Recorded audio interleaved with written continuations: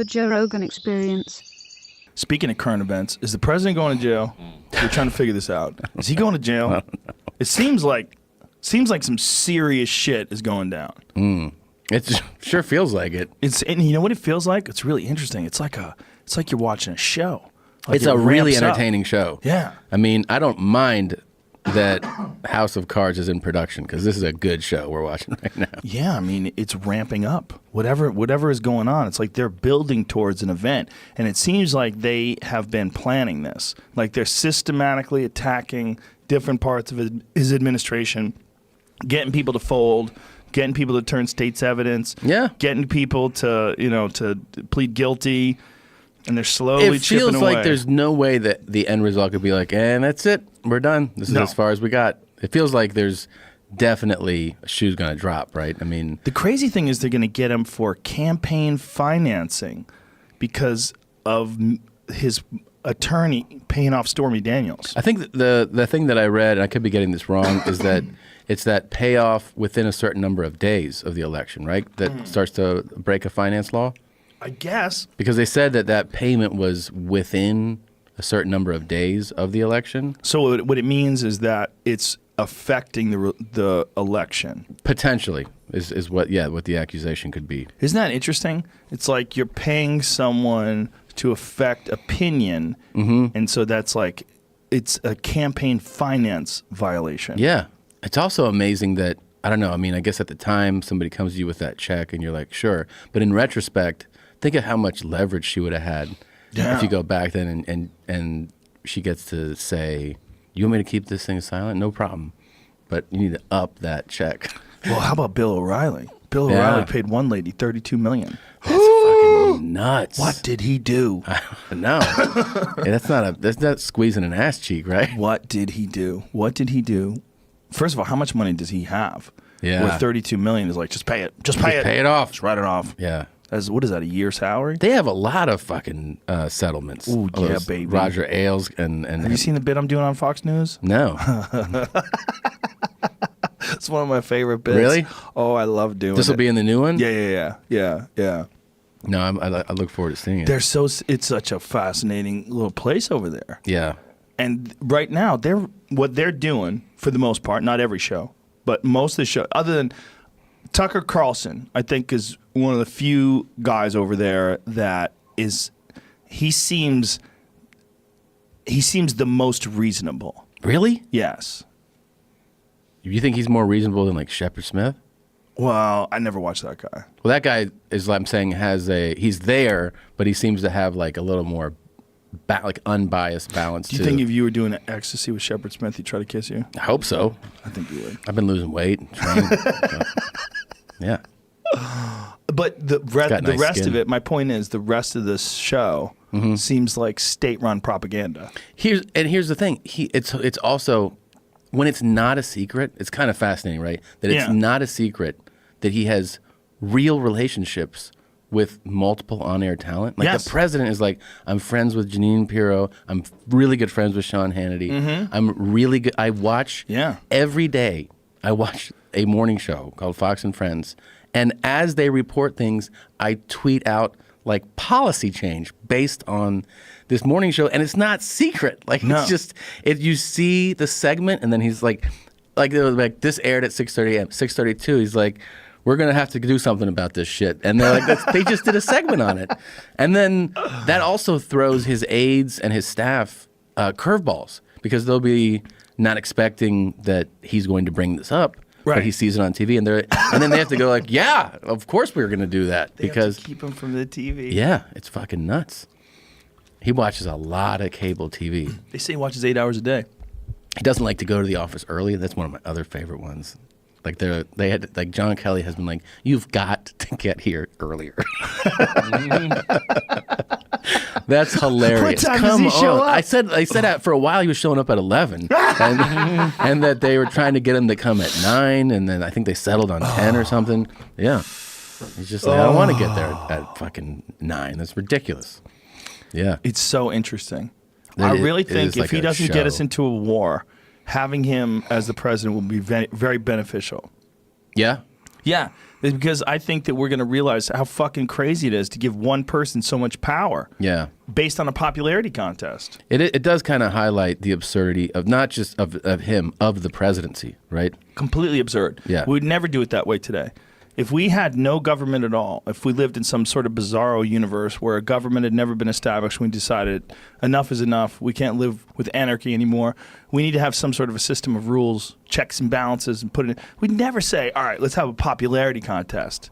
See one dude, and let's let them get financed by giant groups of people. No, that shit's it's ridiculous, so man. It's so fucked. I know.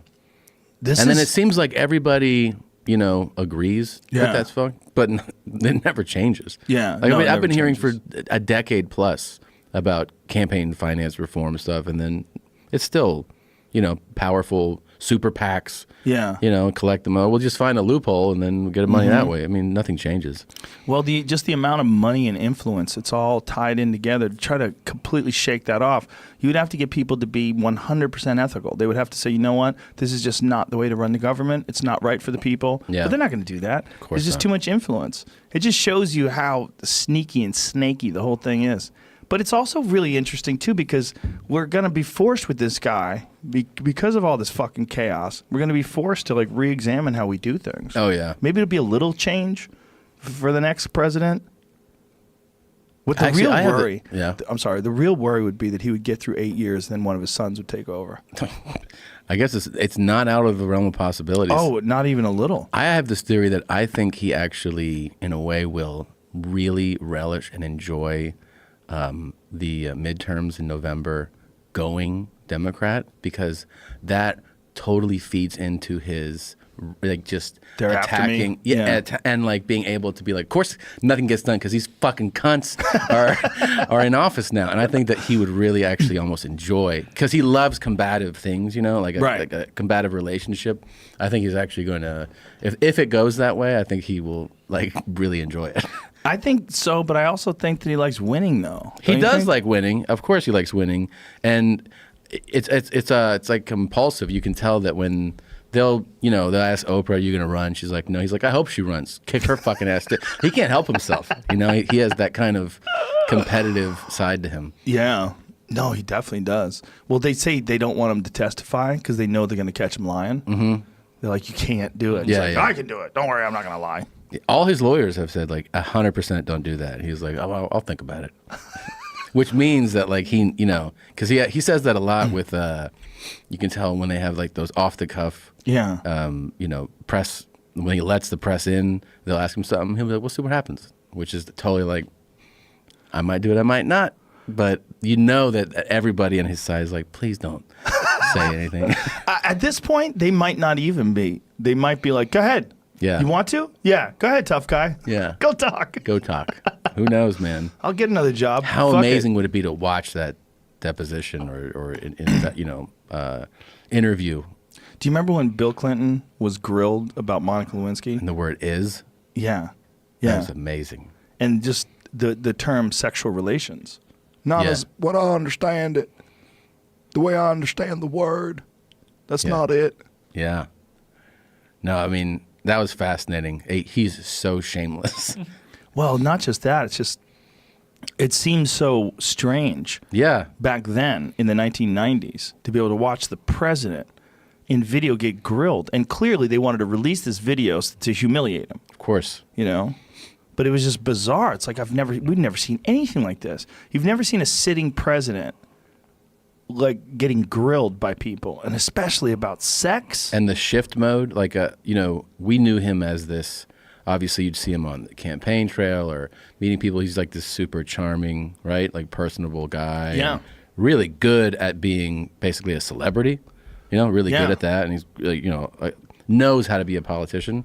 But in that deposition, I mean, he switched on to lawyer mode. Yeah. And I'm not here to charm you, motherfucker. Because, man, when he would spin on what does is mean? I remember I'm a kid. I think I was in high school watching that and being like, how does anyone struggle with is? Is this, I didn't know he was playing a game with them too, Oh, yeah. Well, they were playing lawyer games. Yeah. Total lawyer games. Yeah. Trump can't do that. He's not smart enough to do that. No. Or he's not a lawyer.